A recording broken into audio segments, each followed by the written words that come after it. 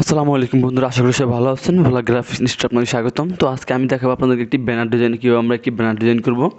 তো আমি ব্যানারটা ডিজাইন করলাম, আপনাদেরকে আমি দেখাবো অল্প সময়ের ভিতরে খুব সুন্দরভাবে কীভাবে আমরা এই ব্যানারটা ডিজাইন করব। ওকে, তো এটা ব্যানারটা ডিজাইন করার জন্য আমরা প্রথমত একটা সাইজ দিতে হবে। এটা বাংলাদেশি প্রিন্টের জন্য ডিজাইনটা করলাম আমি। এটা যেমন এখানে ডিজাইন করলাম, বাংলাদেশি প্রিন্টে গিয়ে এটা প্রিন্ট হবে, ঠিক আছে। তো আমরা এটা ডিজাইন করার জন্য আমি একটা সাইজ নিতে হবে। এখান থেকে ফাইলে ক্লিক করব, ফাইল থেকে নিউ থেকে একটা সাইজ ক্রিয়েট করবো। যেহেতু আমি প্রিন্টের জন্য তৈরি করবো, এখান থেকে প্রিন্ট যাব, প্রিন্ট থেকে এখান থেকে লিখবো ব্যানার। ওকে, ব্যানার। এখান থেকে আমরা ইঞ্চি দিব এবং এখানে দিব আমরা, যেহেতু 5 ফিট 3 ফিটে ব্যানারটা, সেই জন্য আমি 5 ফিটে দেবো। তো 5 ফিট দিলে 3 বার 36 ইঞ্চি দেবো, 60 ইঞ্চি দেবো এখানে আমি, আর এখানে দেবো 3 ফিটে, তাহলে 36 ইঞ্চি। ওকে, এখন আমাদের বিল্ডআপের জন্য এটা একটা আর্টবোর্ড থাকবে। ওকে দিলাম। দেখেন, এরপর আমি এটা এই ব্যানারটা একটু এদিকে নিয়ে আসি। আমি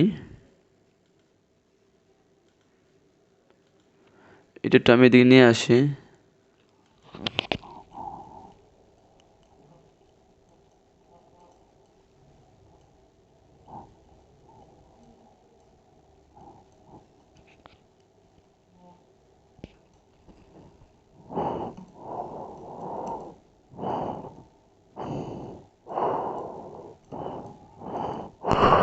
ওকে, তো এটা নেওয়ার পর আমরা প্রথমত যেটা করবো, আমি এখান থেকে একটা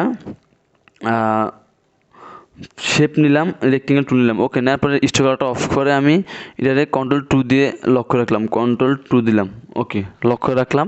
এখন যেটা করব আমি, এখন এটারে করার জন্য, এটারে আমার একটা প্রথমত একটা ব্যানার তৈরি করার জন্য আমি শেপগুলো তৈরি করবো কীভাবে দেখেন। এই শেপগুলো তৈরি করার জন্য আমরা এখান থেকে ইলিপস টুল নেবো। শুধু ইলিপস টুল দিয়ে আমি শেপগুলো তৈরি করবো, ইজিলি সিম্পলি ভিতরে ব্যানার তৈরি করলাম। দেখেন, তারপর আমরা যেটা করব, এখন আমি এখান থেকে একটা ইলিপস টুল নেব। নেওয়ার পর আমি এখান থেকে আপাতত একটা কালার দিই, বাকিটা পরে দেবো। আমি যেহেতু কালারটা অ্যাডজাস্ট করলাম, সেই কালারটা আমি পরে দিচ্ছি।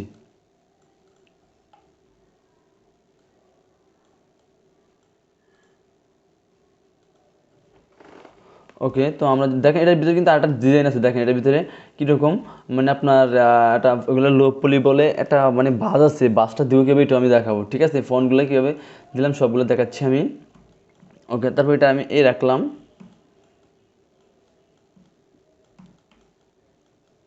রাখবো আমি। এরপর এটা আমি আবার কপি করে রাখবো।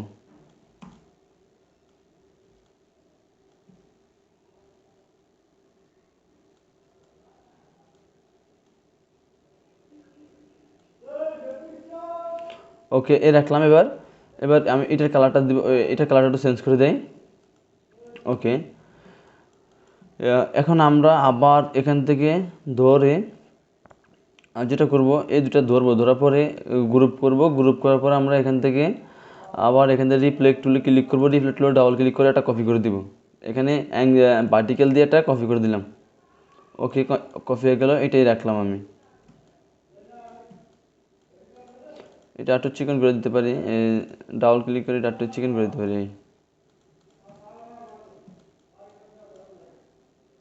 একটু ঘুরে দিতে পারি, রাখলাম।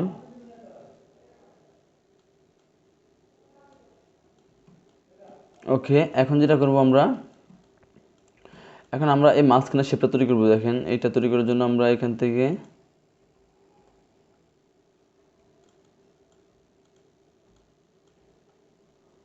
এটা কালারটা একটু চেঞ্জ করে দেই। ওকে,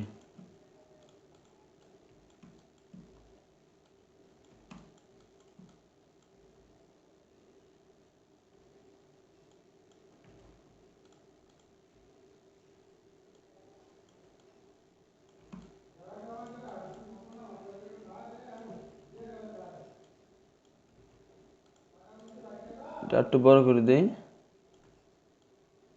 ওকে, রাখলাম। রাখার পরে এটার একটা কালার দিব।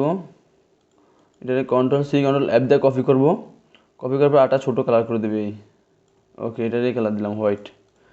ডান, শেষ। ডিজাইনটা আমার কমপ্লিট। এখন আমি Ctrl+2 দিয়ে লক ছাড়াবো। সবগুলো লক ছাড়ানোর পর আমি সবগুলো ধরবো। ধরার পরে এখান থেকে আমি সেগুলো টুল দিয়ে এগুলো কেটে দিব। ওকে শেপ বিল্ডার টুল দিয়ে কেটে দিলাম, দেওয়ার পরে এখন আমার কালারটা দেবো। তো কালারটা আমি যেহেতু অনেক সময় নিয়ে কালারটা ধরে ধরে বুঝে নিয়ে কাজ করছি, সেই জন্য কালারটা একটু আমার দিতে সময় লাগবে। তো সেই জন্য আমি এখান থেকে কালারগুলো দিয়ে দিব। যেমন এটা ধরে আমি এই আইডেন্টিফায়ার টুলটা দিয়ে এই কালারটা দিয়ে দিচ্ছি।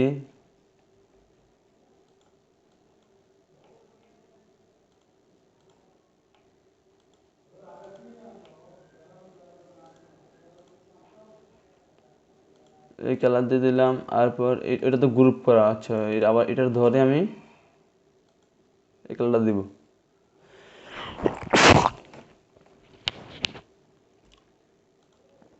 আচ্ছা এগুলো আমি আনগ্রুপ করে নিই, সবগুলো আনগ্রুপ করে নিই। এই এটার ধরে আমি আইডেন্টিফায়ার টুল দিয়ে কালারটা দিয়ে দিলাম। ওকে ডান। এখন এই মাঝখানে এটা দেখেন, এটা এলো গার্ডেন কালার, এখানে ক্লিক করে এটা দিয়ে দিলাম। ওকে এখন যেটা করব এগুলো ডিলিট করে দেই। সেম একই আবার এইটা একটু এই কালারটা দিয়ে দিব। এটা তো গ্রুপ করা, দাও আনগ্রুপ করে নেই। এটা আবার ধরে এই কালারটা দিয়ে দিলাম। ওকে দেখেন আমার এখন শেষ। এখন আমি যেটা করব, এখন আমার এখান থেকে জাস্ট আমি এটা নিয়ে আসি এখান থেকে। এগুলো আমি ডিজাইন করলাম কীভাবে এটা দেখাচ্ছি। এগুলো সব কেটে দেই। দেখেন এইটা আমি এখান থেকে ধরে বাইকার্স ক্লাবটা এখানে নিয়ে আসবো। ওকে এটা উপরে উঠিয়ে দেবো, এই রাখবো, এই রাখলাম। রাখার পরে এখন এটা আমরা কি করব, দেখেন এখান থেকে আমরা আবার ছোট্ট করে একটা রাউন্ড টুল নেব, নেওয়ার পরে আমি এখান থেকে এভাবে দিয়ে দিব। ওকে দেওয়ার পরে এখন আমি আইডেন্টিফায়ার টুল দিয়ে আবার এই কালারটা দিয়ে দিলাম, এটা আবার নিচে দিয়ে দেবো লেখার। ওকে এখন কিন্তু আমার এই জায়গাটা দিয়ে এদিক চলে আসছে, কালারটা একটু দেখা যাচ্ছে। ওকে তারপর আমরা যেটা করব, এটারে কন্ট্রোল সি কন্ট্রোল এফ দিয়ে কপি করব। আচ্ছা না, কন্ট্রোল সি কন্ট্রোল এফ দিয়ে না, কন্ট্রোল সি কন্ট্রোল বি দিয়ে কপি করলাম। করার পর আমরা এখান থেকে একটা হোয়াইট কালার দিব। হোয়াইট কালার দেওয়ার পরে এখানে স্ট্রোক কালারটা ঘুরিয়ে দিব, তারপরে এখান থেকে একটু মোটা করে দিব। কালারটা কিন্তু কালো হয়েছে, এটা আমি একটু দিই। ওকে এই কালো কালারটা দিয়ে দিলাম। ওকে স্ট্রোক কালারটা দিয়ে দিলাম। এরপর আমরা একটু আবার চাইলে সাদা দিতে পারি, আবার এটার কন্ট্রোল সি কন্ট্রোল এফ দিব। দেওয়ার পর আবার আমরা এখান থেকে কালো কালারটা একটু বাড়িয়ে দিতে পারি।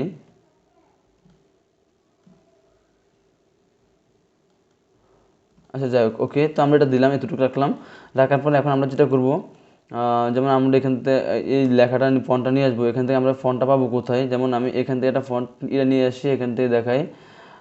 যেমন এখানে আমরা অনেকগুলো একটা ফন্ট আছে, ফন্টের নামটা আমি বলে দিই।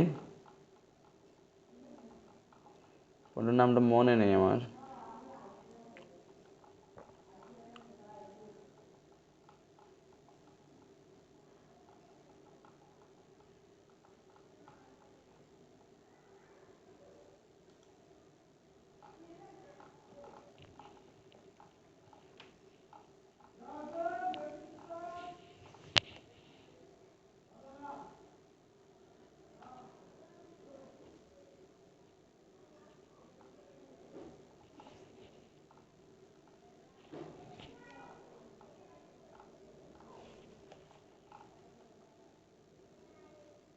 আমার ফন্টটা আউটলাইন করে হলো এসেছি, তো এই যে একটু পাইছিলাম।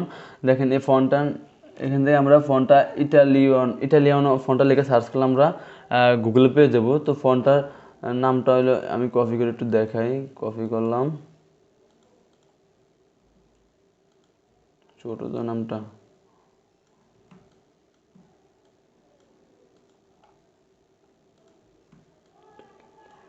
ইটালিয়ানো। দেখেন ইটালিয়ানো এই ফন্টটা আপনার এটা এই নাম লিখে আপনারা গুগলে সার্চ করলে এই ফন্টটা পেয়ে যাবেন। ঠিক আছে, এই নামটা লিখে সার্চ করলে। ওকে তো এটা কেটে দিই আমি। এখন তো আমি যেটা আছে আমি এটা এখানে বসাই দিই। এখানে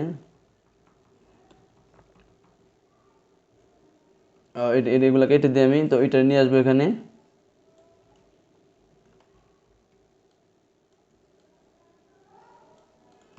ওকে তারপর আমার এই লেখাটা নিয়ে আসবো এখানে।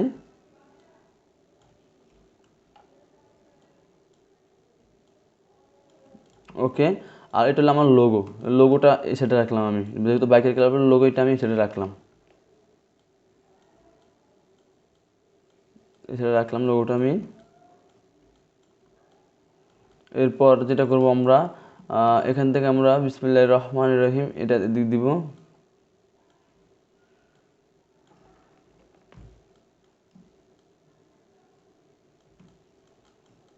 ওকে, এরপর এইটা স্থানটা দিয়ে দেবো আমরা, যেহেতু একই শেপ দিয়ে সবগুলো ডিজাইন করলাম সেক্ষেত্রে এখান থেকে আমরা ইলিপস টুল নিব, নেওয়ার পরে এটা এইভাবে নিব, নেওয়ার পরে এটার আমি একটু এদিক করে দিয়ে এখান থেকে একটা কালার দিয়ে দিই,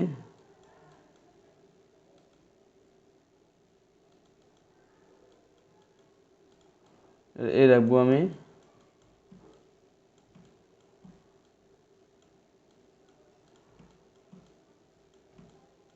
কন্ট্রোল অল্টার 2 দিয়ে সবগুলো লক ছাড়াবো, ব্যাকগ্রাউন্ডটা লক ছাড়ানোর পরে আমরা এই দুটো ধরবো, ধরার পরে শেপ বিল্ডার দিয়ে এখান থেকে এটা কেটে দিব।